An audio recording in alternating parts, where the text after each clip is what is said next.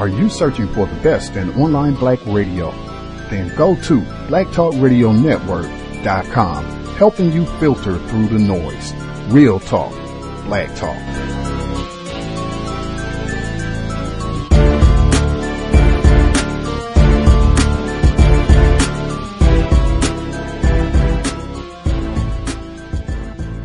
The internet is full of half-truths and all-out lies. We've all seen them, and many people on social media complaining about it. Here's your chance to show and prove. WorldAfropedia.com is a black-owned and operated encyclopedia. There are several thousand articles, but we need help. We can't uncover all the truth ourselves. So please, join us and become a writer, editor, or blogger for WorldAfropedia.com today. Every little bit counts. We owe it to the future generations to put the truth out there. Visit WorldAfropedia.com, the African-centered encyclopedia, a global database of African knowledge for the purpose of bringing about global African wisdom and understanding. WorldAfropedia.com. One of our neighbours came and knocked on our door and told us to get out. But my mum, we called the fire brigade. We asked them and they told us that everything was fine and to stay in our house, like not to leave, it was under control. So we trusted them, thinking because they had so many years of experience and like they knew what they were talking about. So we just stayed put like they told us to. And, I mean, do you have memories of the actual fire? Did you see flames? I did see the flames. The flames came up into our kitchen. So we were in our house, they told us to stay put, so we did. And then the flames came into our kitchen, and then that's what caused my mum to quickly evacuate us. So we went into our neighbour's house. Oh, so you didn't go straight downstairs? No, you didn't. So you were all in the neighbour's house? Yeah. And what decided everybody to go downstairs? So basically, our neighbour, he was like sitting on the window ledge. He was literally about to jump. So like, and then my mum like didn't want us to see someone commit suicide. So I called the fire brigade one last time, and they told us to stay put as well. Even at this point, when the flames started coming to our neighbour's house, so Mum didn't trust them anymore, so we quickly ran. And like the hallway was like pitch black, and it was thick black smoke. You couldn't see anything. I just held on to my mum, and then my mum had my sister. She was holding her, and on her left side, I think, was my brother, and I was on her right. And we all just quickly navigated our way to the fire exit. We knew where the fire exit was because like we lived there so long, so we was familiar with the layout. So Mummy got you out of the flat? Yeah. To the neighbour, and then eventually you decided to leave that as well. But then when she took you to the fire escape, you'd got a very long way to go. Yeah, 18 floors. So we grabbed onto the banister and we was taking step by step. So me and my brother were in front of my mum and my sister, and we step by step. And then I was like crying, everyone was crying, and then I could hear people screaming, and it was black and you couldn't see anything. And then until eventually we met the fire brigade. There were 2 firemen, I think, and then they came. They were coming up? No, they're going down. They were going down? Yeah, and then we went down with them, and I was like very scared, anxious, and I kept shouting, "What floor are you on? What floor are you on?" And then every floor we were, they were telling me we're on the 6th floor and 7th floor. And then I think my brother collapsed on like, I don't know what floor, but he collapsed. So then they picked him up. So, and then we left the building, and then as soon as we left, I could see like light. So I knew that there was hope and like we could do it. And then and then they quickly rushed with my brother. They put him in an ambulance. And then as soon as one of the firemen lifted me on his shoulder, and he had a big shield just to ensure that nothing would drop, because there was pieces of the building that were dropping. So he quickly ran, and like the moment. So he was holding a big shield above his head and above your head. Yeah, and then the moment like hit the fresh air, it was like the best feeling ever. I was so relieved. Your mummy was in a coma. They put her into a coma, didn't they? And they put you into a coma. Yeah. When I woke up, I thought like I just took a nap or something. I didn't really know. You didn't know you'd been asleep for 2 or 3 weeks? I thought like the fire just happened yesterday, and then I didn't know the date, and my family had to remind me like you was in a coma 2 weeks. It's not the next day. When did you realise that some of your friends had died? It wasn't until a couple of days after, because I didn't think they wanted to tell me just yet, as I was still like getting better. So they told me, I didn't know who'd come out, who didn't. Like on the night I didn't see anyone. I was like in my own world. So it wasn't until a couple of days after they told me that all my friends had died, and I was very upset. And you're at the school that my little friend Fados was at? Yeah, she was in a year above me. And in primary school, we went to school together. And the plan was that we'd go secondary school together as well, but we can't now. You've turned your hand to writing a poem. Will you read it to me? Yeah. 152 is the number on our door. We lived up high on the 18th floor. The flick black smoke covered our vision. However, that didn't stop us completing our mission. To escape the flames of Grenfell Tower, to survive and to expose the liars. Our mission was to escape the blaze. Our journey down was like a maze. The smoke alarms didn't go off. The only alarm was our neighbour's knock. When we left the building, I was so relieved. It was the moment I knew I could finally breathe. Context of White Supremacy. Gus T Renegade. Excuse me. Gus T Renegade in for another broadcast, hopefully to share constructive information on the system of white supremacy. Today's date, Sunday, June 17th, 2018. So I have been told, I just need to get this in quickly and then we can proceed. Global Sunday Talk on Racism. Man,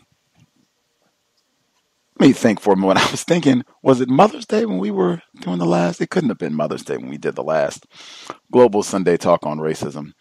But last month, we did do a program on the Sunday of Mother's Day. I went to do yoga. They announced it in class. Oh, it's Mother's Day. They played Kanye West, Hey Mama, and Tupac, Dear Mama, in class. A white yoga instructor, no less. I wanted to gag. Went to yoga this morning before we went live on the air. Matter of fact, I took 2 classes today. Gus T in shape, ready for yoga training school starting Wednesday. Took 2 classes. Do you know we got all the way to the end of the class and it was, everybody have a great day, get out, enjoy the sun. Oh yeah, it's Father's Day. Yeah, have fun with that too. That was the response for Father's Day in both of the classes. Just that was an interesting observation, compare and contrast. I'm even interested to hear from our global participants. Did they do Father's Day all around the world? Is that just something they do this side of the globe? Anyway, Global Sunday Talk on Racism. Always a pleasure. I think a rich learning opportunity to converse with non-white people, different parts of the world, to hear their perspectives, experiences on the system of white supremacy and how it operates worldwide. Certainly, folks that are in the States, if you want to dial in and ask questions, absolutely feel free. The number is 641-715-3640. The code 564943 #. Press star 61 if you would like to participate.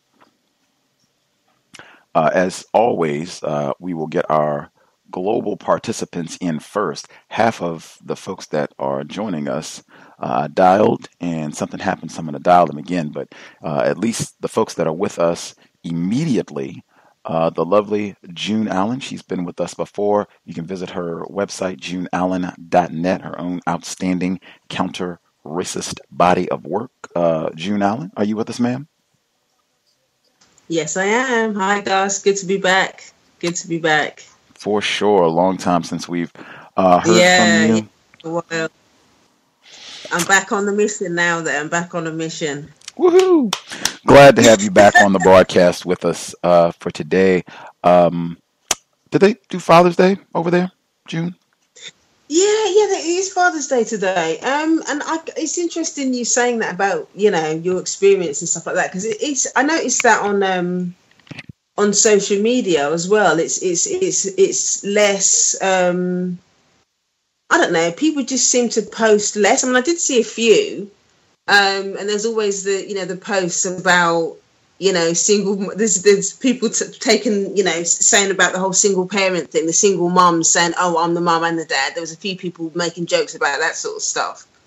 But But yeah, it is very different. It is shown very differently on social media. There's less people posting, I think, and it does seem to. And I think it's always been like that. It's almost like, yeah, like the dads are not as important. That's the kind of general energy that I kind of noticed. But yeah, no, we do. It is Father's Day today. We do celebrate it, but I think it's, people are less vocal about it on social media. So yeah, I think it's a valid point. It is a valid point to raise, and I don't really quite know why that is. But yeah, definitely, it's definitely very different. Very different. We have much obliged for the response. We will get more of your input as we roll. Also with us immediately, I believe, Mr. Fox, outstanding contributions to the cows over the years, uploading tons, hours and hours of content from our archives to YouTube, which has allowed lots of listeners to access the content who would not have even known about what's happening here on the Cows platform. Mr. Fox, always a pleasure. He and June both joining us from the UK, England specifically. Good to have you with us again, Mr. Fox. Greetings, I am live and here. Can you hear me well? Crystal. Okay, that's good. Your Father's Day over there. Have you noted anything participating yourself? I'm not a father. I have no children, but as June says, it's not. Mother's Day is promoted a lot more heavily than Father's Day. I think that could be generic worldwide in any other country which celebrates a holiday like that. I don't know if it's just Western countries.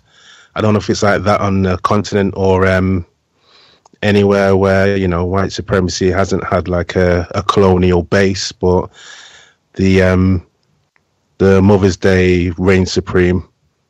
If you don't get your mum something on Mother's Day, that is considered an offence, but Father's Day is it's not one which is a big one. I think they promote it more over here throughout the years because it's all about money, really, isn't it? All these holidays will come up, it gets promoted, people. It's like a second or like a third Christmas, for sales and stuff. Things to buy your dad, you see it in the newspapers, all advertised, shavers, holidays and stuff. So Mother's Day in England reigns supreme rather than Father's Day, but it is celebrated over here. Good to know. We will see. Andrew is typing away. We'll see if we can get both he and Jude with us as we proceed. Father's Day. I'm not a father. I wasn't saying that I was upset that they weren't giving out kudos or anything like that. Just observation from my yoga class. That's all. And if other folks have their observations or thoughts on that, share as we proceed. The audio segment that we started with, that was one of the child victims of the Grenfell Tower blaze from last summer. Actually, this week is the 1 year anniversary of the flame or the fire. The official report, you can put that in quotes, there were 72 fatalities. Now, we just saw with Puerto Rico where the official report initially was, it was less than 70 deaths. And then they came back, months later, whoops, it was almost 5,000. Sorry about that. And I've seen this pattern consistently, particularly where there are deaths related to a lot of non-white people. Hurricane Katrina, what they call Black Wall Street and the white terrorism that happened there just had I think it was 97-year anniversary, or not anniversary, but 97 years since that incident of terrorism. Unless I've been misinformed, I think most of the individuals, fatalities, victims at Grenfell were non-white people. So, there's been thoughts about the death toll, even beyond all that. That segment from the BBC, or excuse me, Channel 4, sorry, that segment from Channel 4, where they were doing this interview with the young child victim, and she kind of read her poem at the end and talking about some of the friends that she lost. in the fire. The first thing I was reminded, it's been a year since we talked about this extensively last summer and looking at the reports and everything. I had totally forgotten that they had people that were told to stay in the building. We talked about that. Retired firefighter came on the program, was like, wow, in what context anywhere in the known universe is there a fire in a residence or a building? And the code is, oh yeah, just stay inside. We'll get to you or come talk to you. I think we talked about that. That's still, I had forgotten about just to my mind, the absurdity of that. That was one. The second part, when she read the poem, they just had another documentary on Stephen Lawrence, a young black victim of white supremacy. He was killed in 1993 in the streets of London. We had his mom, Doreen Lawrence, on the program twice, actually. It took them about 15 years before they convicted anyone for this murder, and it still seems that they let off a lot of the whites who participated in killing this young 17-year-old black male. He was killed, and they just made a documentary about it. I think it was like a 3-4 hour documentary. They had to divide it up over several nights, I think. They've made many documentaries about him. Not saying there's anything incorrect about that, but I'm saying that worship of black death, and when a black person dies, victim of white supremacy, whites seem to have no problem. They can crank out films and study black death and, let's tell us how you felt about it. Tell us how you felt when you learned that your friends died. Tell us how you felt when you found out your son was killed. Tell us how you felt when we killed and blew up your whole block. That's my view. They love doing this sort of content. And then to get to the end where she reads her poem, again, this is not a critique of her, but there is something really necrophilic about nobody's been criminally charged for what happened in Grenfell. If I've been misinformed, you all can correct me, but nobody's been charged for all these deaths and hundreds of people displaced and still trying to get their housing figured out a year after all of this. But we can sit up and have the victims come and read us poems and pretend like we really care and this is such a tragedy. I think Prime Minister Theresa May, suspected racial, she came out and sat with some of the victims. I regret it so much that I didn't come and talk to you all last summer. This is a the phoniness of it all just really, really irked me on a massive scale. I'll start from there and see if I'm talking crazy or to see what you all's thoughts are. We'll start with June. What are your thoughts on what you've seen this past week, the 1-year anniversary of the Grenfell fire?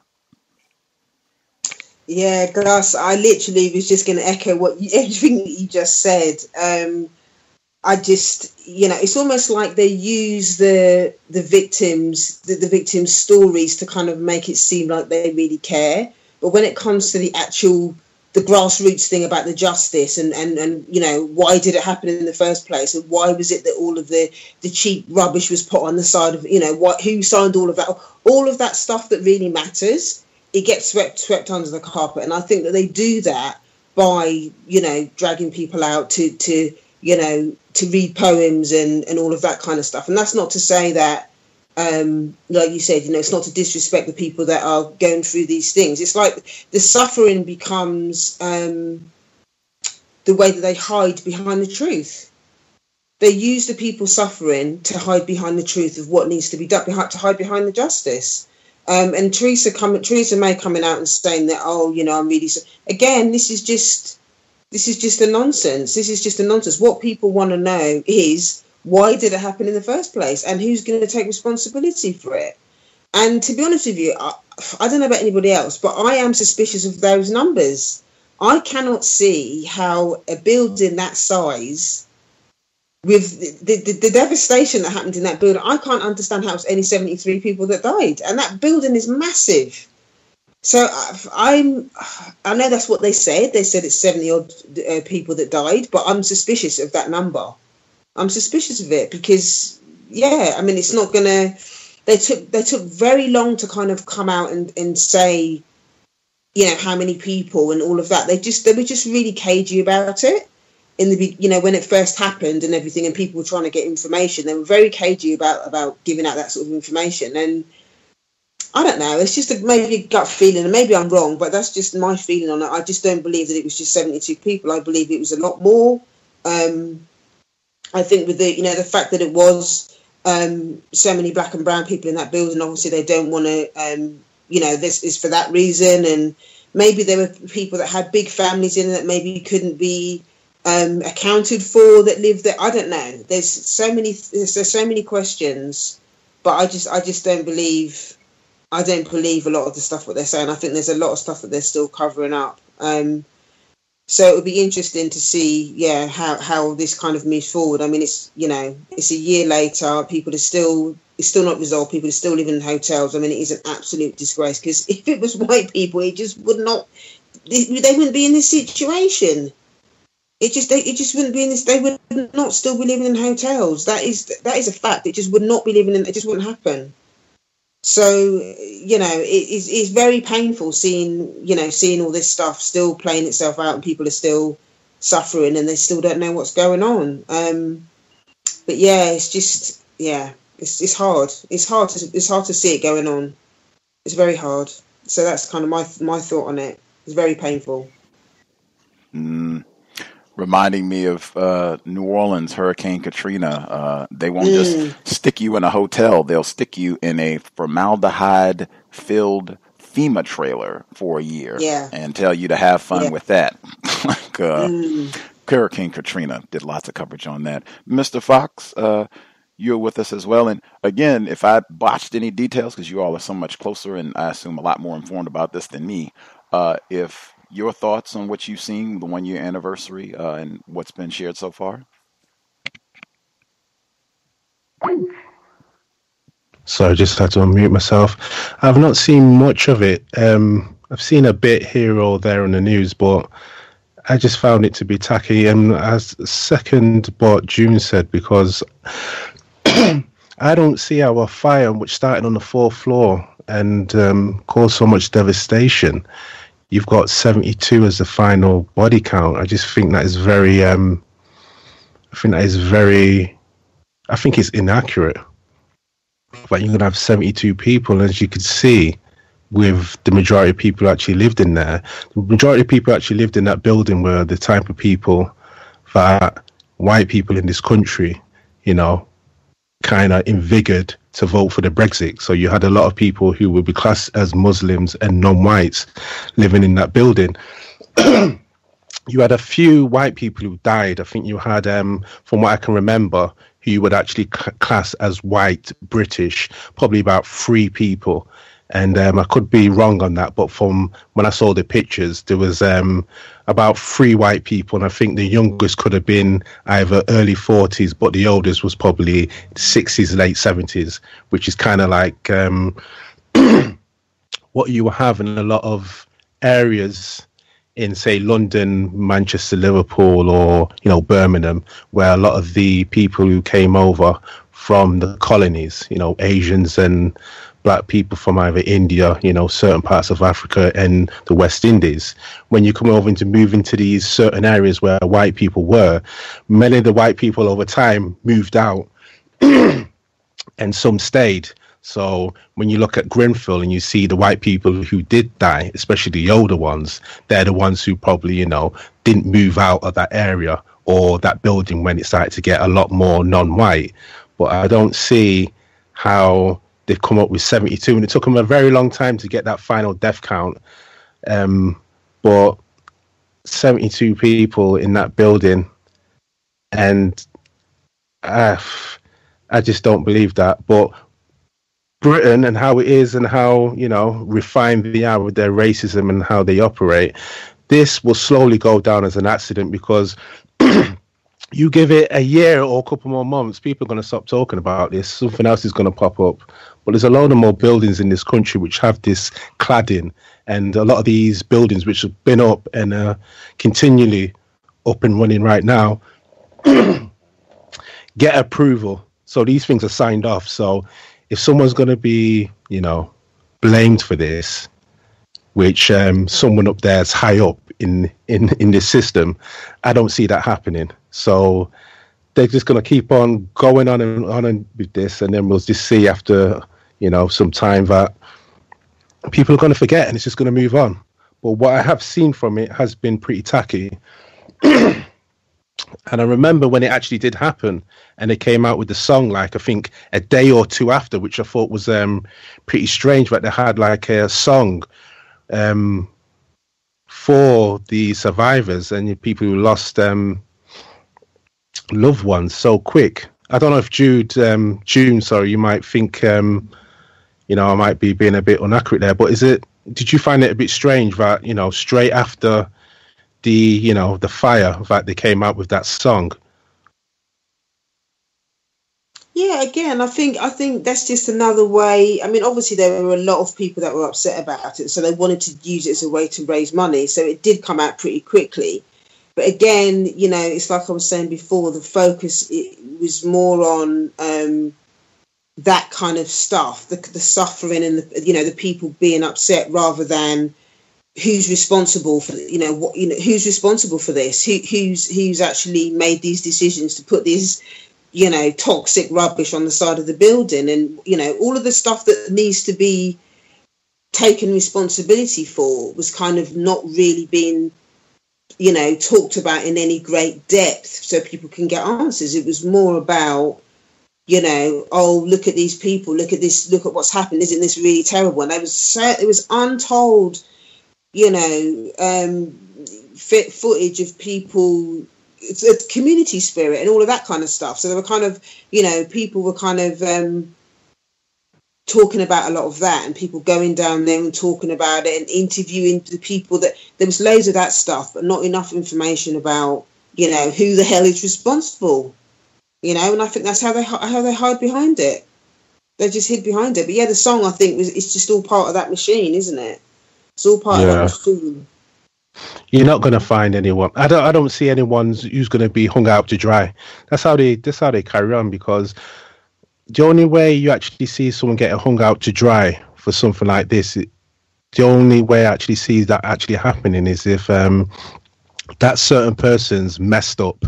I mean, within that circle.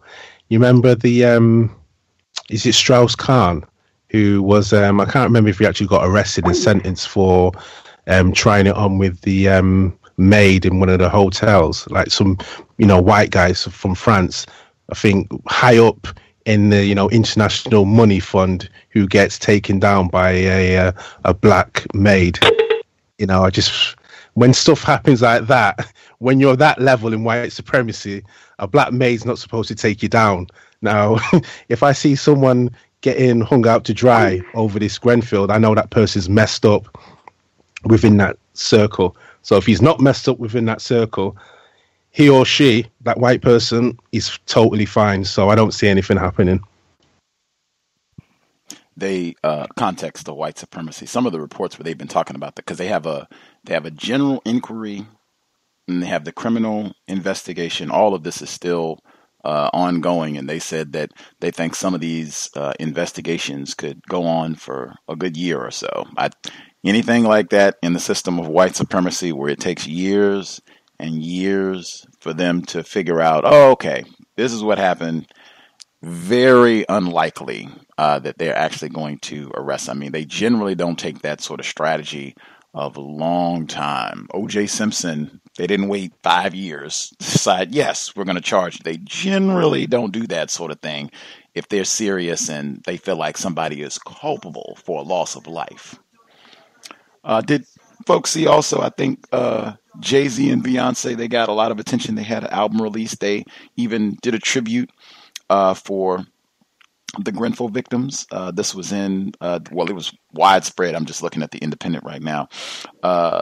The Beyonce and Jay-Z pay tribute to Grenfell Tower fire victims during the On the Run 2 tour. Beyonce and Jay-Z, June 14th marked 1 year since the disaster in West London, where 72 people were killed and hundreds more were left without a home and their possessions destroyed.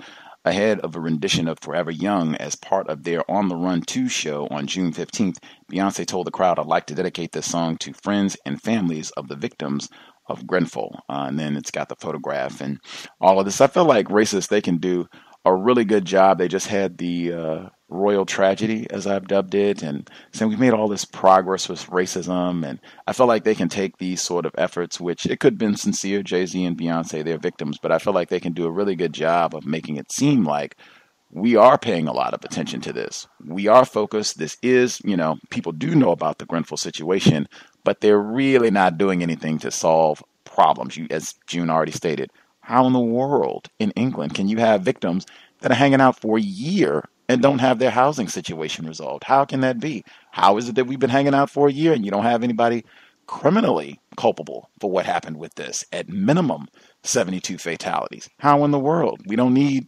tributes from, every superstar that you can find. Justice would be much better than symbolism. We talked about that so much with the royal tragedy. They are great at giving out symbols instead of substance. Racist man, racist woman. Any additional thoughts on that? June, Mr. Fox? I'm surprised by the what you just read there regarding Jay-Z and Beyonce, but I don't find that very sincere at all. I just think that's cheap publicity, because I don't know how much of big news it was on your side of the Atlantic regarding 72 non-white people in the UK burning in a tower block. I don't know how big a news that made over there, but for them to do that whilst they're doing a tour, I don't know if it's a world tour. If it is a world tour when they are going to be coming to the UK, then I think that's kind of tacky. But I don't know. It's either something that they cooked up themselves, or their management or PR department said, I think this will be a good thing to do. But I just find it tacky. But I'm not too sure if the Grenfell and the bombing which happened in Manchester, I think their anniversaries could be near of pretty close together, because I think the bombing which happened in Manchester gets more publicity and sympathy from the British public, because what you have to bear in mind, I'm not too sure how many people died in the bombing, but there was a lot of white English people who actually died during that bombing in Manchester, compared to the many non-white people which died in a tower block. So comparing the two, I think the victims for the bombing in Manchester gets more precedence. According to Wikipedia, there were 0 fatalities in the 1996 Manchester bombing. No, the recent one. Oh, okay. I thought you meant the... Yeah. Sorry. No. The one what happened at the... oh, God. Where did it happen now? The arena. I think the Manchester Arena. Yeah, that's it. Oh, okay. Oh, now that one... Just type that up. 23 at that one. There have been so 23, yeah. System of white supremacy. There's so many bombings. So 23 to 72, if people want to do a count in that way. And that was the 22nd of May, 2017. More white victims. No surprise that they would get more sympathy, more attention. No surprise at all. Even with and I could even see people saying, "Hey, now wait a minute, Mr. Fox. We just told you, Jay-Z and Beyonce came out and did tributes. We had songs. C.O.W.S. What are you talking about? They didn't do any sort of tribute for the Manchester bombing at the Jay-Z and Beyonce concert. Wait a minute. They had the Shamrock, or I don't know if it was Shamrocks, but it was green leaf or some sort of green logo that they had that was for the Grenfell folks that everybody had during the march, and they had some of the buildings in the city of London were lit up green during the whole affair. June, did you have any thoughts that you wanted to add on the symbols and getting these big celebrities to come out and say a word or two about Grenfell? Not really. I mean, there's probably... I think it just depends on... It depends on who it is as well, and you can never really know why they're doing it. I suppose that you could say it's for publicity, and if they're doing a world tour, it makes sense that they're kind of trying to connect with their fans in that part of the world and all the rest of it. But I suppose it's a nice gesture for her to kind of say it, but you just never really know. And at the end of the day, it's like. Mr. Fox was saying, all that stuff is kind of meaningless, because we need to know what happened. We want to know why and what are, why is it being dragged? Why is it going to take years for them to get to the truth? It's not going to, her and Beyonce and Jay-Z saying that at their concert is not going to, get these people homes. It's not going to stop the suffering that they've been through of the people that have died, and it's, I'm not expecting them to kind of, to come to the rescue or anything like that, but it's just, it's to me. I mean, I haven't seen it, so I haven't seen the actual article itself, but it's just one of those things you can just sort of take it or leave it. But at the end of the day, my thing is, what's going to be done about it? Where's the justice? Where's the truth? Jay-Z and Beyonce doesn't mean anything really. It's a nice gesture, but thanks. But I would like my bed to sleep in tonight. You got a nice bed to sleep in tonight. I would like one as well. So yeah, that's kind of my thoughts on it. It's just celebrity culture again, isn't it? It's just yeah. That's kind of my thoughts on it, really. Context of white supremacy, absolutely. And listeners, if you all dial in, you can let us know if you think the Grenfell situation, if that was news over here stateside. My opinion or my view, I don't think it was. I try to pay attention as much as I can to things that are happening with regards to white supremacy, racism globally. But my general impression, I don't think very many black people in the States were paying attention to that or viewing that as an example of, white supremacy. That's the sort of thing that could happen, has happened here in the States. We're black. I mean, that used to happen routinely. We talked about that in Beryl Satter's book. She's a white woman, suspected race soldier. She was on the program and talked about how her white father and many, many whites in Chicago had the exact same thing. All this really shoddy housing that they would just stuff black people into, and they would have fires just like this all the time. And, whole families would be killed or homeless or whatever. And who cares? White terrorism. Stuff another set of niggers in there and just keep making this money. Trying to touch some other things that happened. I think the big news this week was the summit. President Trump, Kim Jong-un. I think we've talked before on the program just in terms of how North Korea particularly is perceived or talked about in different parts of the world. I think the assessment seemed to be at some level that in the States, North Korea seems to be talked about more as, an imminent danger and, man, we might have to get violent with these folks, whereas in other parts of the world they're talked about more as kind of comic relief, that they're not, any sort of serious threat. We just kind of chuckle at the antics of, Kim Jong-un and what they're, rattling on about, that sort of thing. What, if any, did folks have of the big summit that got so much attention this week with Trump and Kim Jong-un? I guess we can start. I believe we have Jude in Austria joining us live. Jude, African 1884, are you with us, sir? Yes, I am. Can I be heard? Crystal clear. Good to hear from you, sir. Thank you. So, regarding North Korea and Donald Trump, the recent summit, from this side of the world, I mean, again, people don't take it that serious. You had caricatures and newspapers depicting the two as the worst enemies, jokers in the world that you could find. You have Kim Jong-un and you have Donald Trump. So from this side of the world, they're not really being taken that serious. This, as I said right before. Not taking that serious. Mr. Fox, June, any thoughts on the big Singapore summit? North Korea is always seen as an American problem to people in the UK. It's seen as, if you want to go by the old, what President Bush used to coin the axis of evil, North Korea is still seen as, if it is on the axis of evil list, it's still seen as a American problem because, the UK, on the global kind of military front are not the ones or not what they used to be, either pre-World War II, downsized army. The only thing which the UK really has now in its favor is nuclear submarines. But a war in North Korea is something which the UK would not want. But the North Korea is seen as a US problem that the US will have to deal with, really.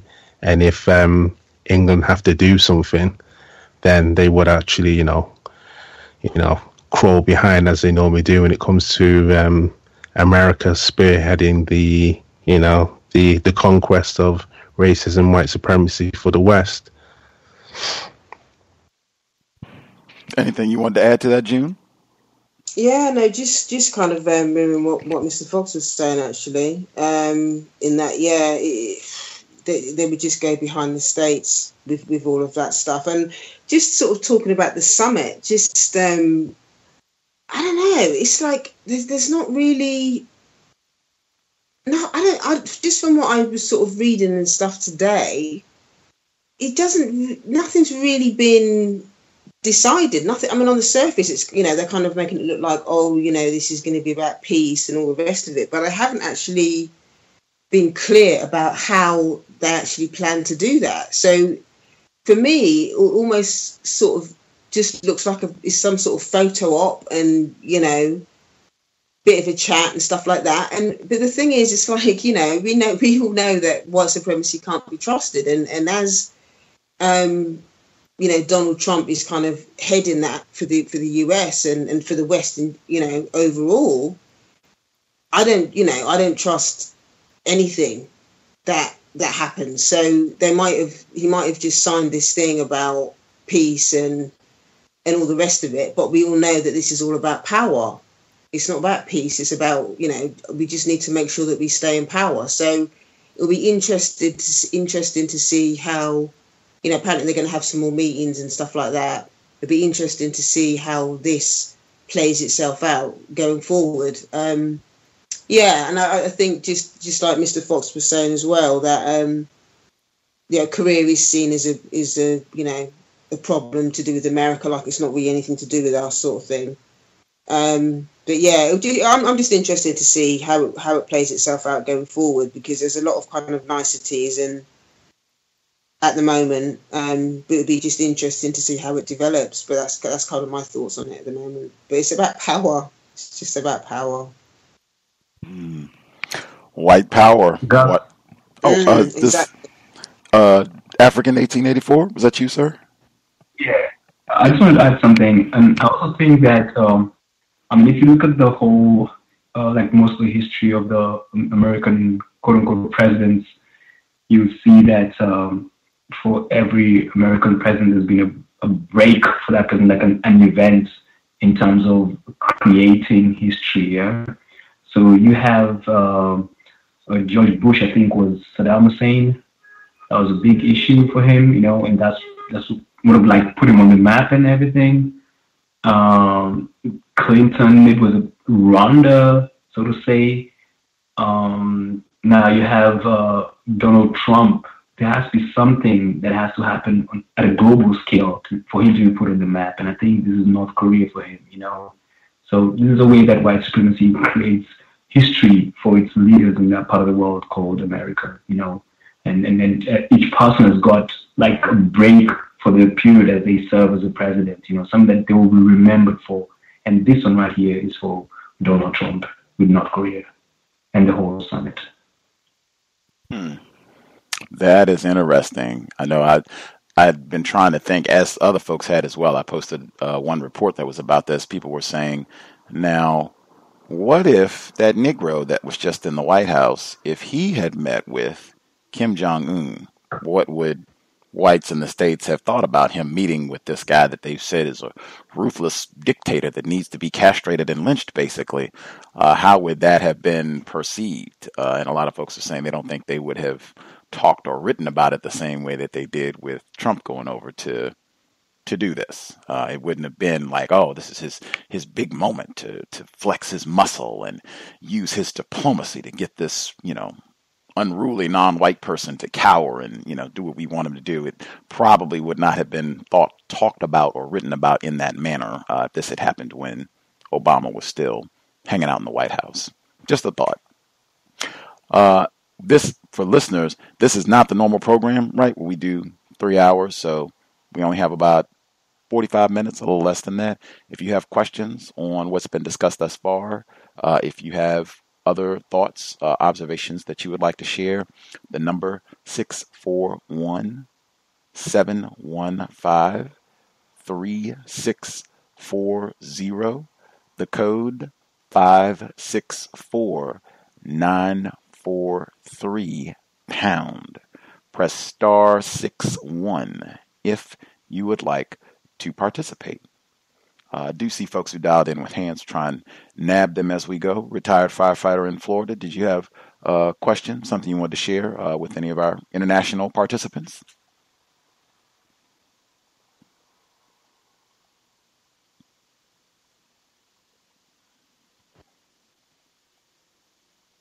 Oh, you with us, retired firefighter? Just listening. Maybe he's just listening. We'll check back. Caller who dialed in, last 4 digits, 0747. 0747. Did you have a question? Yes. Greetings to all. Mike, I've been following this Greenfield fire, and my impression when I first heard about it, read about it, that it was in an upscale neighborhood of London. Has there been any inquiry in terms of letting that building deteriorate, in terms of their investigation of why the building caught on fire?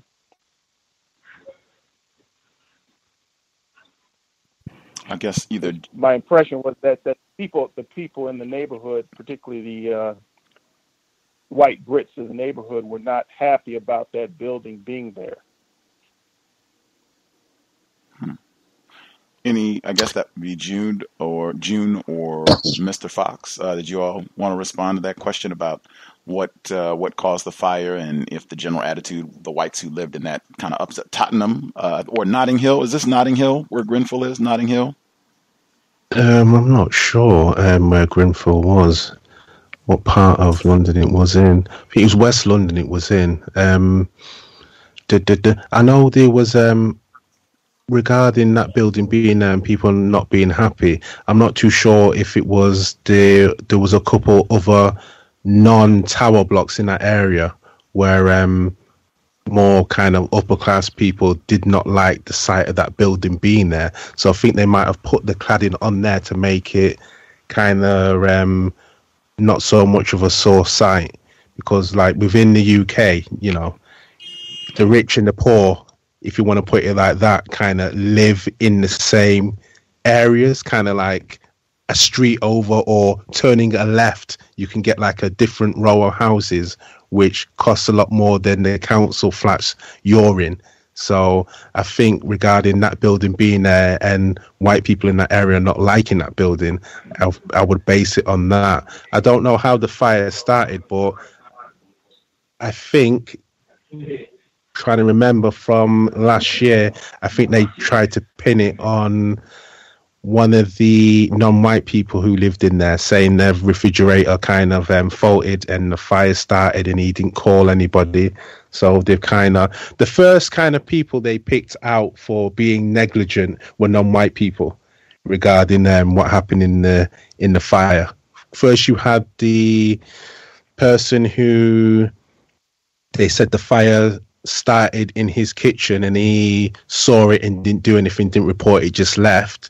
And then you had the newspapers and the police arresting a black person who filmed the body bags and made a comment saying something along the lines of, I think, how these bodies are here, they're not being moved. So obviously because he's rose attention to negligence or just having the body bags there, they had him arrested and they had his face in the newspapers. So the only people I've seen who have been collared really have been non-white people yet. I read something a year ago that the actual structure of the building was not up to code, that it was almost like a tinderbox, that the way they built the building, there was something about the structure of the building. I don't know if anybody's heard about that or read about that. That was just a question I had. Thank you. I think that did get a lot of attention last summer, the initial first few weeks or so, days really, with the fire, because I think some of the tenants in the building they knew that the building was unsafe, that it had been built in a manner that this sort of thing could happen, that you could have a catastrophic fire, and that the fire codes were not up to par, and that they had been trying to draw attention to that to get that changed. I think that that is absolutely correct, and I think some of the victims had been, so this is exactly what we thought could happen. We had been saying to get this fixed, and nobody listened to us, which would just be another or another facet of the white supremacy racism in all this. June, did you want to respond to the caller's query? This is at least one black person who's in for. I guess we can ask you a question. The person who called in from the States, is it your impression that black people in the U.S.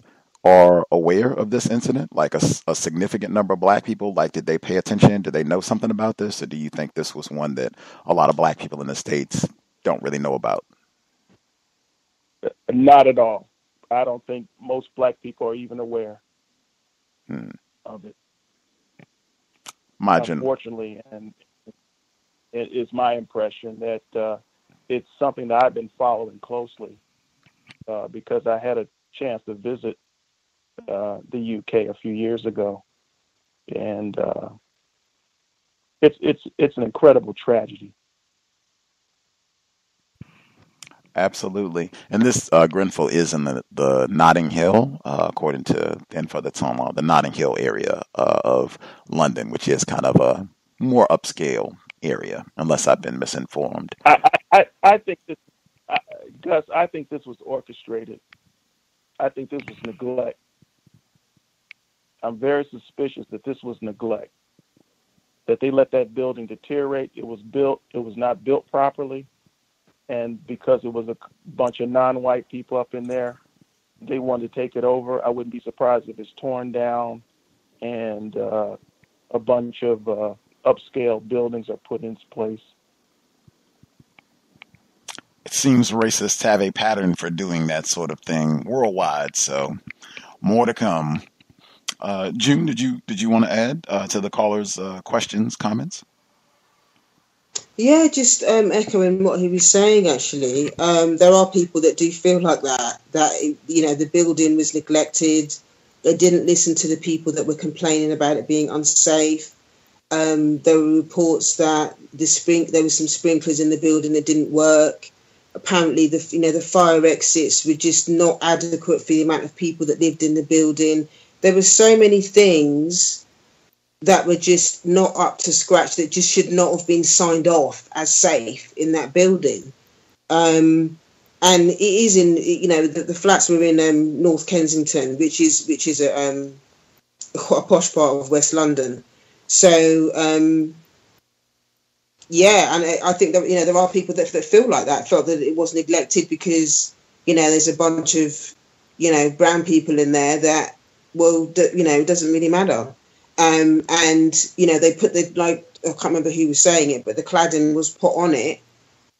This is what I read. The cladding was put on it because there were other surrounding areas that didn't like the look of that flat, and they were basically saying it was an eyesore. So it was kind of like a cheap fix, and to keep them happy, so they could, sell these flats or whatever they were doing with them, is to kind of knock up this cheap cladding on the outside to make it kind of not look as bad. But yeah, the flats were neglected, and people had written letters, and this all came out after the fire, that they'd written letters. They'd been telling them for ages that it wasn't up to scratch, that it wasn't safe, and they didn't listen to them. And I've heard people say, I bet they knock it down, and because that land is like premium money in London. That land is premium land in London. So, the fact that the tower is now burnt down, that at some point there were people saying that, I bet they're probably just going to knock it down, and eventually that will be gentrified, and something else will be put up like the rest of it, and there'll be money made of it, because that is prime real estate land where those flats are. So, a lot of people are saying that that's why, because it was neglected and because there's brown people in there, and it's it serves the council to kind of just let it run its course, and then do, they can then rebuild it and get some, make money out of it, at the expense of the people that are in there, and now they've lost their lives. But yeah, it's just like the guy that was asking the question. There are a lot of people that think like that. A lot of people think like that. Sorry, can I? My thoughts on it, Mr. Fox. Go ahead. Yeah, sorry to cut in, June. Just regarding what I said before regarding them putting the blame on the non-white person who they claim the fire started from his fridge. Now I'm reading something on the Sun website, and it's saying, how did cladding and a hot point fridge contribute to the London Tower block disaster? I'm just going to read a segment. It says, a fire broke out at Bililu Kibide's 4-4 flat. A public inquiry heard he was awoken by his smoke alarm on June the 14th. Immediately calling 999, alerted his flatmates and neighbours as soon as he saw the smoke. Mr. Kidibe left his home with no shoes, keys or wallet, not clutching his hastily assembled belongings as was reported at the time. Because when that first came out, remember that he was supposed to have seen the fire in his kitchen from the fridge and just left the apartment without saying anything. But they're saying that he bought the fridge, it was brand new. He said the public inquiry heard that Mr. Kidibe's bought the fridge brand new 5 years before the fire, and it was problem free. So how did he get the blame in the beginning? Outrageous. System of white supremacy. Find a way to blame a black person. What is it? 1-800 blame a nigger. Paul Mooney. Yep. Famous correct. skit. I know African 1884 is not in London, but just to see. Did you have any comments you wanted to add to this subject? Yes, I mean, I'm listening to everyone talk and share their views. The first person that came to my mind was Mr. Fuller, because he always says that as victims of racism and white supremacy, we should be prepared for such realities, in that you have the racist white supremacists being in charge of a construction, a building, even a river or a lake. Years down the line, they'll kind of like, they program that in advance, and they know that something wrong is going to go, but they don't do anything about it. And once something wrong happens, they use that to dislocate black people. It's one of the things that he talks about when he says racial dislocation. Fuller emphasized that so much, that they have to keep us moving and not stationary in one place. So with this incident that happened in the UK, it's just an example of how you see racist white supremacists, again, looking for a Negro to blame, but based on VGQ, Victims Guarantee Qualification, we are qualified to suspect that they're behind what happened. They know what was going to happen, and they're going to fix the problem. And before you know it, 1 year down the line, 2 years down the line, you're going to have the value of that property is going to increase. It's going to be fixed up and everything, renovated, and non-white people cannot stay there anymore. And you just have white folks coming in. I mean, it's just basic practice. Standard operating procedure. Saw that with Hurricane Katrina as well, where after the damage, they clean up, racially dislocate the black residents, and move in a lot of whites. Standard operating procedure worldwide. And as I said, I remember summer 2017, there were a lot of Grenfell residents who were saying, we knew this could happen. We had been working, we had been writing letters, we had been telling people that this was a serious threat, and they ignored us. They didn't do anything about it. If you had non-white people who knew that this was a potential problem, I'm very sure that informed whites, they had to know, oh yeah, it's very likely that this sort of thing could happen in this sort of timeline, and these are the type of fatalities we could be looking at. That's just the way that I think in terms of the system of racism, white supremacy. The person who called in I guess I'm not sure if you're on the vote line or not. Person who called from a block number. Did you have a question, comment that you wanted to share, our international participants? Certainly. Hi, Gus. It's Bea from Toronto, Canada. Thanks for the invitation from about to program to go on another on neutralizing workplace racism. Good afternoon to your callers and listeners, and good afternoon to yourself. How are you? Right, poorly. Good to hear from you. Bea in Toronto, international participant as well. Right on time. Yes, doing right poorly as well here in Canada. Yes, I wanted to contribute something, actually a tip and an observation, because here in Toronto, at least, well, in Canada, we received reports of the fire that occurred in Nottingham pertaining to the building that was not up to code. We were told through the media that it wasn't up to code.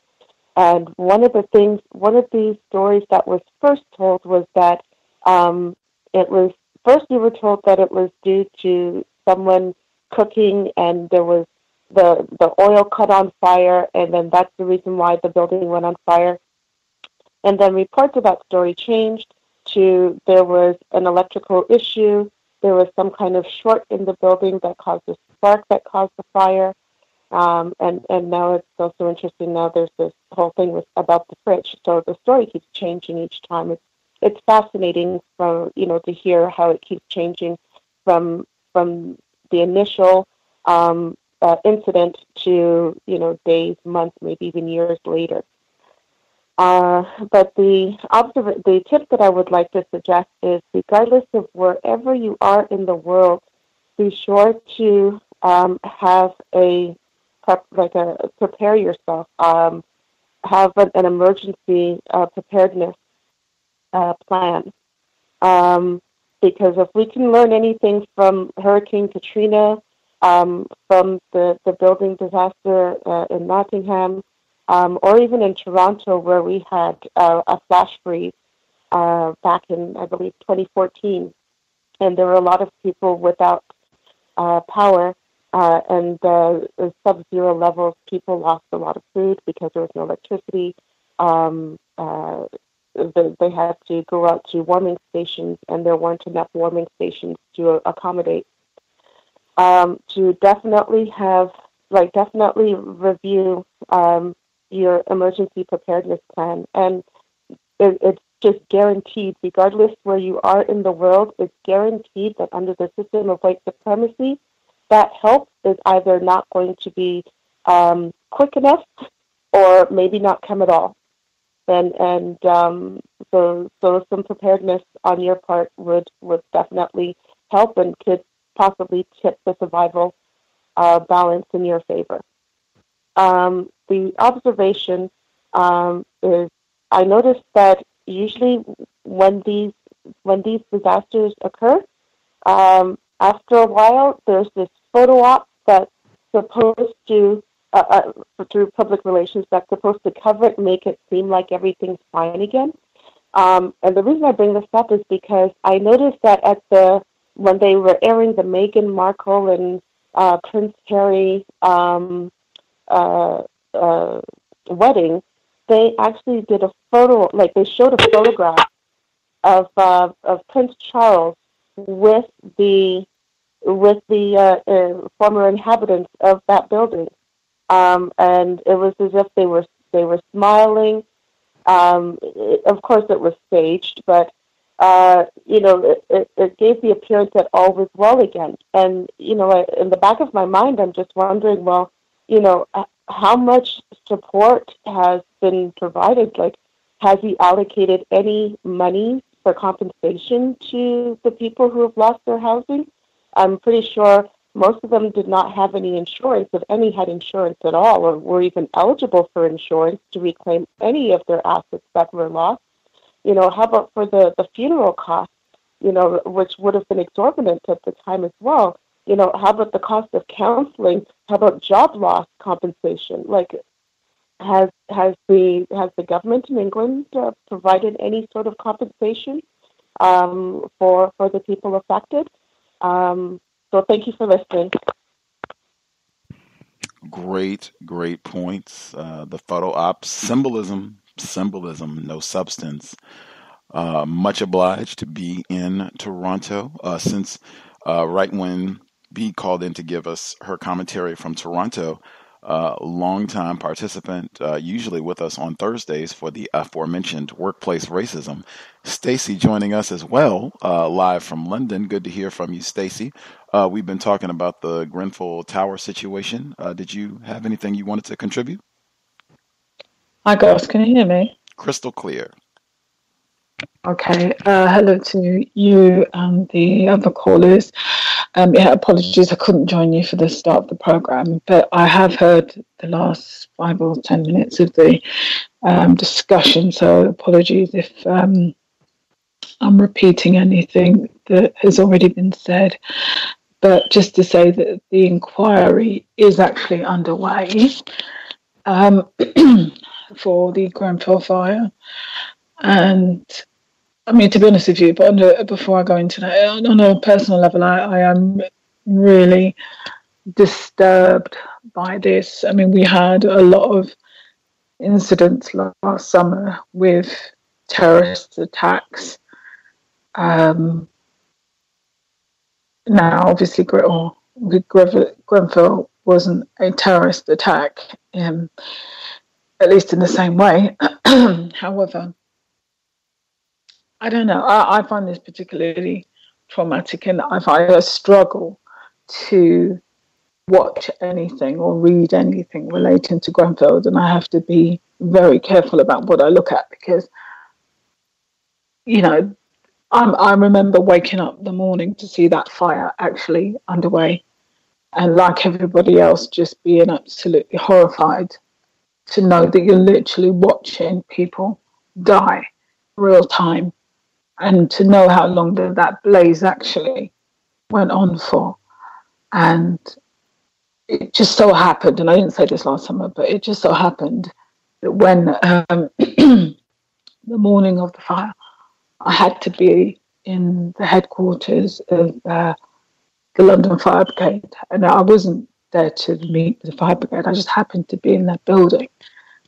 And the fire was still ablaze, and it just made it all the more disturbing to know that was, you know, going on, and those people were literally dying. Now, the inquiry, as I said, is underway, and it turns out that a number of the companies are not participating fully with the inquiry. So some of them are not turning up, or they're withholding information, because obviously people are looking to cover their backs.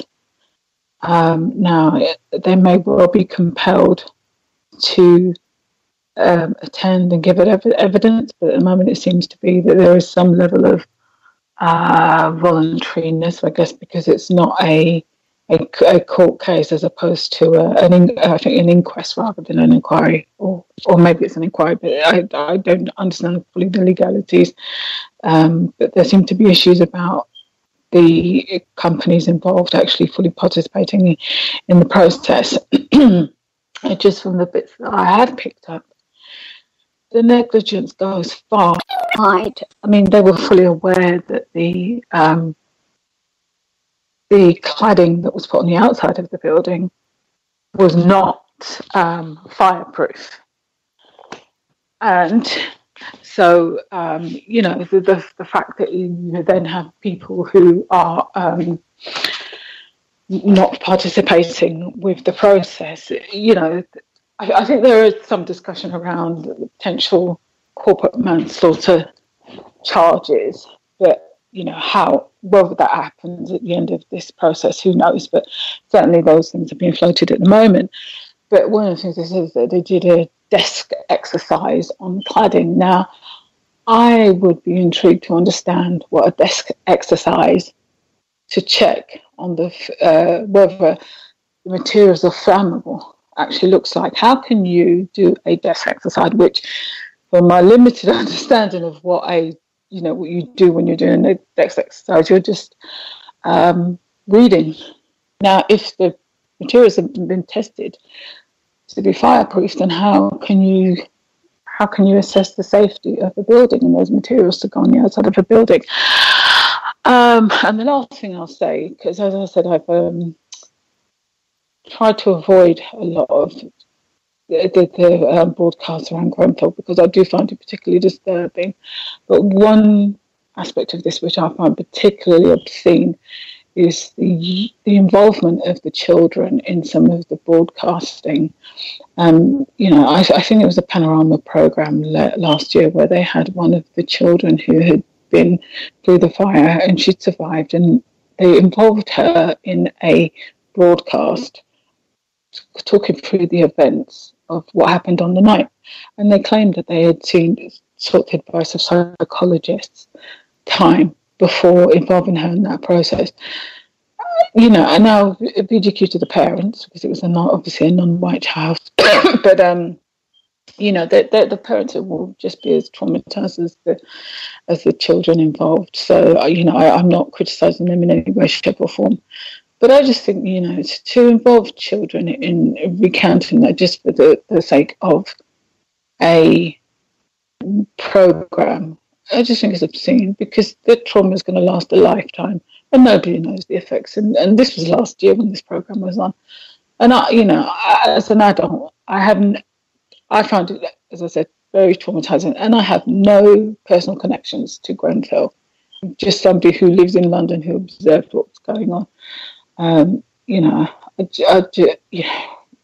be interesting to see at the end of this process if there is really any individuals or any companies that are prosecuted and found and convicted at the end of this process. But I'll make my land there, Gus. Much obliged, Stacey. I hope you are taking quality care of yourself and getting good rest so that you sound great, strong, healthy. When we hear from you next time, maybe on workplace racism. I guess we normally do the timestamp. It's so early in the day, I don't feel as motivated, but just for the ceremony of it all, dialing in 9:12 p.m. I think this might be the earliest that we have ever had Stacey on the broadcast. And on the same day, no less, she's normally calling us a day ahead of whatever day it is for us here in the States. The person who dialed in, make sure we get all of our callers. And again, any of the folks that are listening in, if you have a question or comment, if you want to take advantage, you can ask. You have quite a few folks here that are from all over the globe. Take the opportunity to get your question in. In fact, I'll double check. Retired firefighter in Florida, are you with us? Were you listening in? Or did you have a question, sir?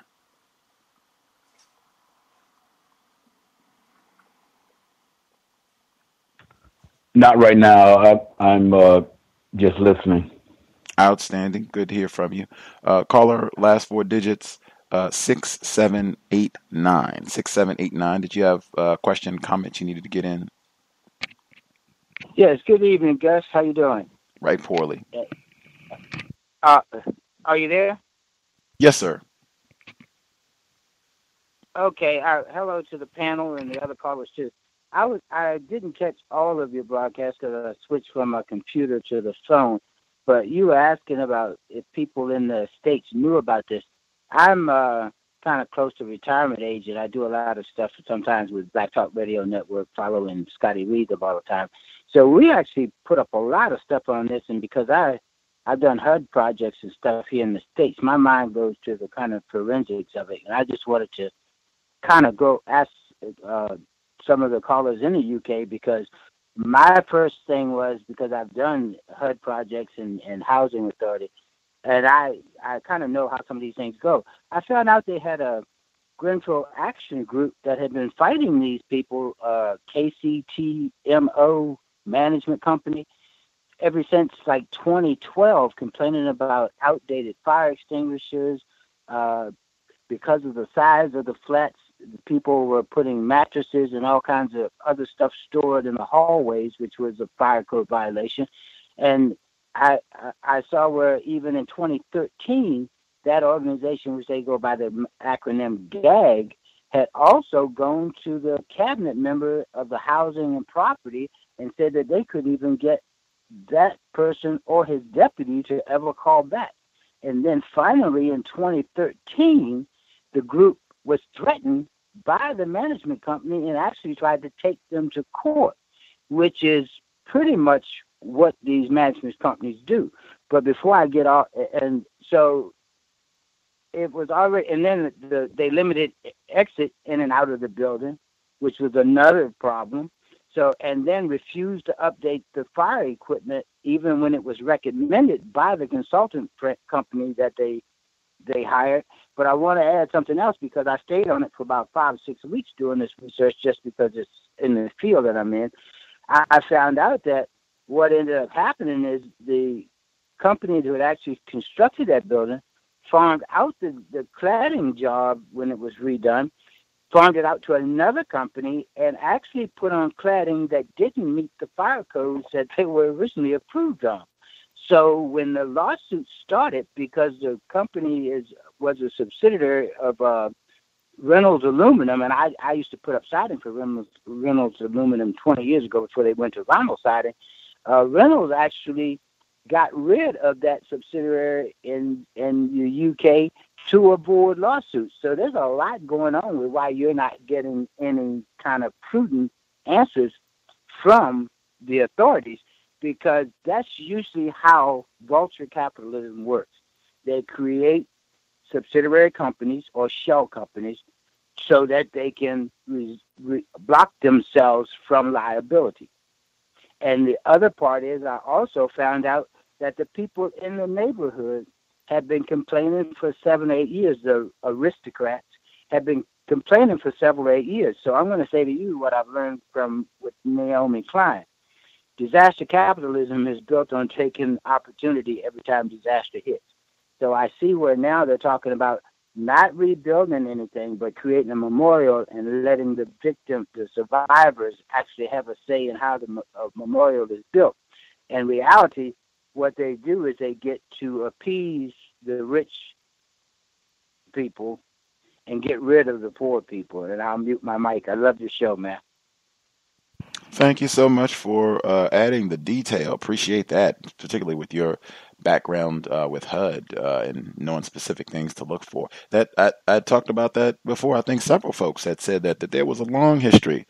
Some of the people who lived in that building who knew this sort of thing could happen. This is not safe. They're not, even honoring their own codes for what's supposed to be in the structures. And that's why I said I'm real sure if you had folks there, non-white people, victims of white supremacy who were aware of this, I'm very sure that you had whites who were aware. Oh, yeah, this sort of thing could happen. Just a matter of time. You can put it on your calendar. Can I add what? If you could hang tight, because we do have some. Hang on, sir, because we do have some other folks who called in. I just want to make sure I don't miss any callers. The person won't take but 10 seconds. If you could hang tight, sir. Thank you kindly. The person who dialed in 0748. Did you have a question, comment that you need to get in?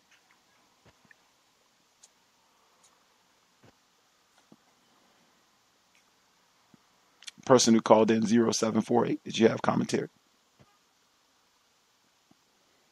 You might just be listening. Person who. Oh, yes. Can I be heard? Oh, yes, sir. Yes, sir. Greetings to Gus, the host, the listeners and callers. Gus, I just had two quick points I wanted to make. There was a video that I had seen or saw a couple of weeks ago with, I believe that was Prince Harry and Meghan Markle. I think there was at some kind of an event, and I believe it was some victims that was posting the video about, and it looks as though he had like normal expressions on his face, and the expressions that she had looked like, I don't know, maybe she had been hypnotized or something like that, or I don't know if it was actually her. I don't know if anyone else has seen this. Had anyone mentioned this to you, or had anybody seen that, like this video I'm speaking about? Where she looked what do you mean specifically? She looked hypnotized. Like, it didn't seem like she had general facial expressions. Like, it didn't seem like she had it's kind of hard to explain, almost as though she had on a mask, to use a metaphor. Like, it didn't look like she was giving off regular facial expressions. like her face, like she just had a smile on her face, and it looked very muted, like, and it was very like still. It wasn't very fluid facial expressions. Pardon? I am Is not. it Gus? Hang on one Are you second. there? Hang on one second. I Oh, one generally second. don't do a lot of talking over when you have someone asking a question. No one has mentioned that particular video to me that you're referencing. No one's mentioned to me. It's not sounding familiar as something that I saw. So I guess if someone shares it, if you want to post it on Facebook or what have you, so we can get a look. But no one's mentioned that to me, and it's not sounding like something that I'm recalling having seen.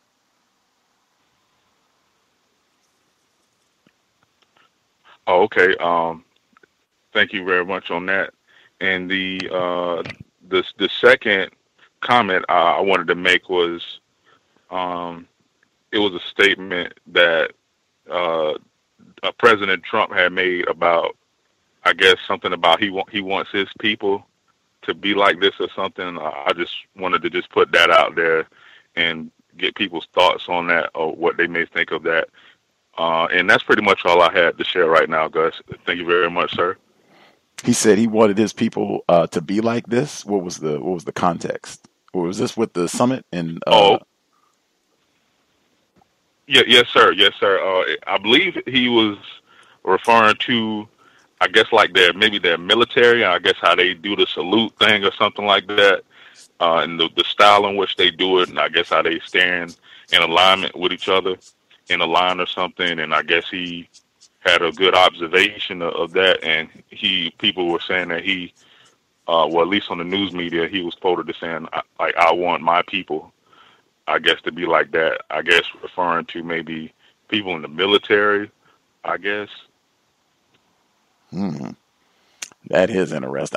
I think I did see people talking about that statement. The people that like to just complain about Trump. Oh, he's a dictator and that sort of thing. I did see some people doing that. I think even some of the Young Turks might have been ranting about that. But I'm not. It was one of those where I would have to think a little more about exactly what did he mean. It's difficult for me to imagine that he's talking about he would like to see whites in the States functioning in that manner, even like symbolically being in that sort of rigid lockstep.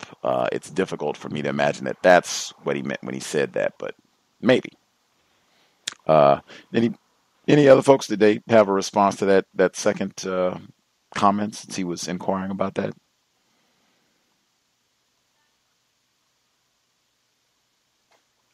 Still pondering on it. Yes. Did you want more context for what he said? Just if you have a quick thought.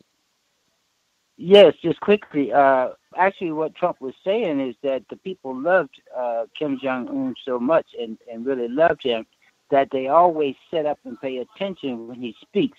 And he said he would like his people to do the same thing. In other words, when you're being lectured by the Führer, you should show some reverence to him. And the only other thing I wanted to say is what I left out when I was telling you, because I know you do the Context of White Supremacy global. I was trying to make a point that what happened when the people were fighting is the management company actually used the judicial system to intimidate them. And the connection I wanted to make is we have an activist up in Seattle right now that's going through the very same thing with police, combating the police. When she's an elected official, when she made some complaints publicly about the police killing a young man there, the two police officers actually sued her in court. But fortunately, because she's an elected official, she had the power of the city government, which decided to go to bat for her as far as legal counsel. But we've been talking about this on several programs. 30 seconds. What's happening across the 30 world. seconds. They're using the legal system to intimidate people. Absolutely. The legal arm of white supremacy. The person who dialed, Mr. Steele, did you have a question, comment you needed to get in? Yes, I've been listening to today's broadcast, and the tower situation that took place in the UK reminds me of an unfortunate reality that I ran into while living in the high-rises of Chicago. Most of the high-rises in Chicago, even the luxury ones, are not up to code. And the first ever high-rise that I ever lived in was a place called, on Lakeshore Drive, it was 3130 Lakeshore Drive. You can look this up to corroborate this story. But years ago, I used to live at this property, and there was a fire that took place a few floors. I want to say, I think it was below mine. I think a couple floors below my floor. And in the course of the blaze, I guess one of my neighbors, a victim of racism named Chantel, whom I helped moved in. When she moved in, I helped her bring some of her bags into the apartment. She was going up the elevator, and the elevator opened on the floor that had the fire.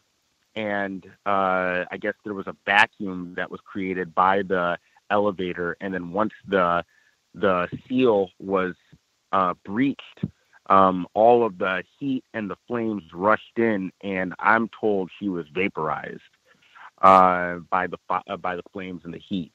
And that fire was actually started by I don't know if there was any criminal charges, but it was started by a white couple who left candles lit in their apartment, apparently so that their pets would have light.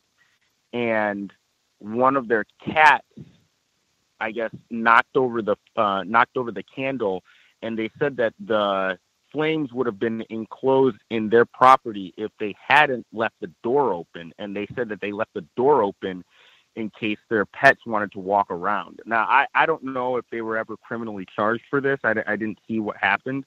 But I do know that there was reports that in the building there was supposed to be all of these upgrades that were supposed to take place to bring it up to code. But the owners of the building, who actually sat on the regulatory board for buildings, allowed them to have, I think it was like a 3-year extension, or it was a 5-year extension on their deadline to comply with the enhanced standards. And you know, this led to the death of a Black woman. And you know, this story that I told is not, I found out living in these high rises that the story that I experienced is not too uncommon for older buildings. And they know about all of these problems that they have, but, you know, I guess the owners, because they're also the lawmakers or the regulators, they oftentimes will take steps to not have to comply with any of these regulations. And, you know, it's just really unfortunate. And I guess after the second time I lived in a high rise, I just heard reports of, you know, multiple fires in buildings around my building, and multiple reports of people dying in these fires. So I haven't lived in a tower ever since I moved from the second high rise that I lived in. And I would caution any victim of racism, if you're living in a building that was built before the 1970s, probably the mid 1970s, you might be at risk for a violent death in a fire by living in one of these buildings. It's not likely that it will happen, but it's very possible that it will happen. And it's going to be very hard to save you should you get caught in a fire. Even if you have, you know, you're in the nicest part of town and you're in the nicest tower, it's still very difficult to save people from burning buildings that are multiple stories, especially the old ones. So, you know, be advised about that. And I'll go ahead and mute my line. Oh, and regarding the Donald Trump expression, I think he was referring to the fact that when Kim Jong-un speaks, everybody is attentive and listens. And I think that I don't think that it would be too far-fetched to think that he would want that for victims of racism here. I think that he admires the way that other countries have asserted state power on their citizenry. For example, he got the idea for a military parade after visiting France and seeing the military procession that took place there. So, I think that's what he's referring to. And I'll go ahead and mute my line at this time. Much obliged, Mr. Steele. We do not do the full 3-hour broadcast for the Global Sunday Talk on Racism, so we have done our full broadcast. I'm glad we're not doing 3 because I don't know if my voice would hold out for a full 3 hours. African 1884. Did you have comment or anything you wanted to share, suggestion that you wanted to share with listeners before we get ready to wrap things up? No, Gus. Thank you for letting me taking part in this exchange today. I appreciate. Nothing else to share. Thank you. Always a pleasure to have African 1884 with us, joining us live from Austria. Stacy in the UK, did you have a final comment you wanted to share?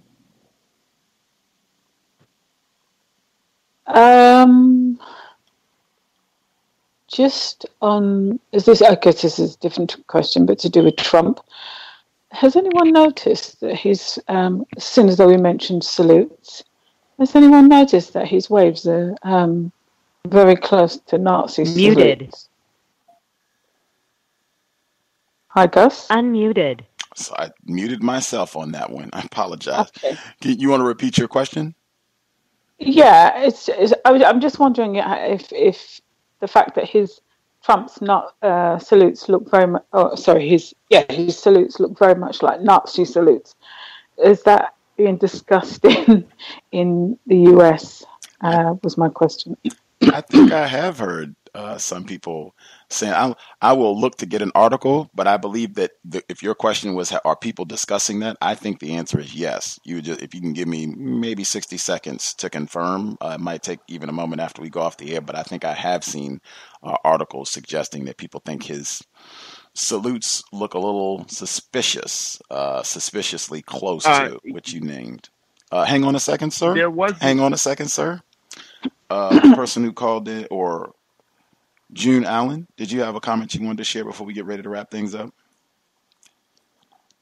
Yeah, no, I just wanted to say, again, it's good to be back, and thanks for having me on the show again. And just to, let people be aware of the importance of just being mindful about the impact of, the external stuff that's going on. I mean, we've talked a lot about, racism as it pertains to white supremacy, but to be mindful of, what we ingest, because all that stuff that we ingest, sometimes it's hard to not ingest it because we're around it all the time.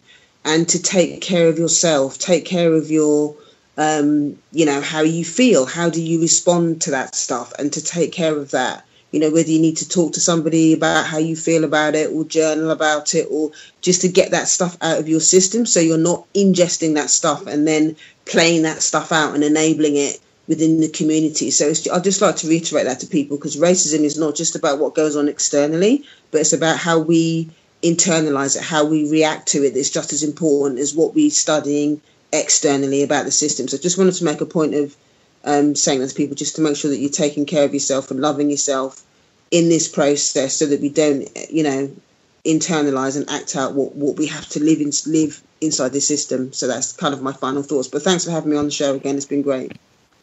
JuneAllen.net. Self-care, super important. JuneAllen.net. Mr. Fox, again, YouTube channel, tons of content related to racism, white supremacy, including hours and hours of content from the C.O.W.S archive. Mr. Fox, any final thoughts you needed to share? No, I'm good, thanks.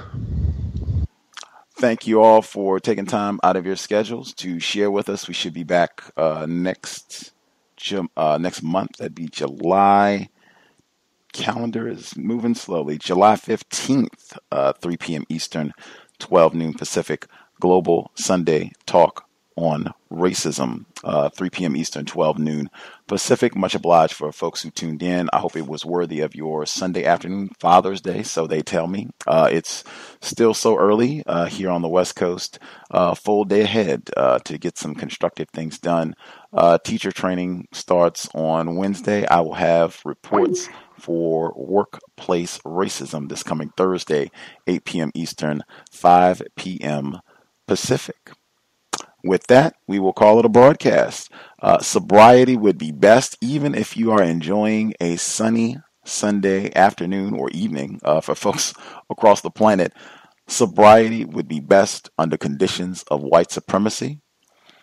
Race soldiers have done a job on non-white people, period, but especially when we're not able to think clearly and make great decisions because we're intoxicated. Wow, they can really manipulate and exploit us.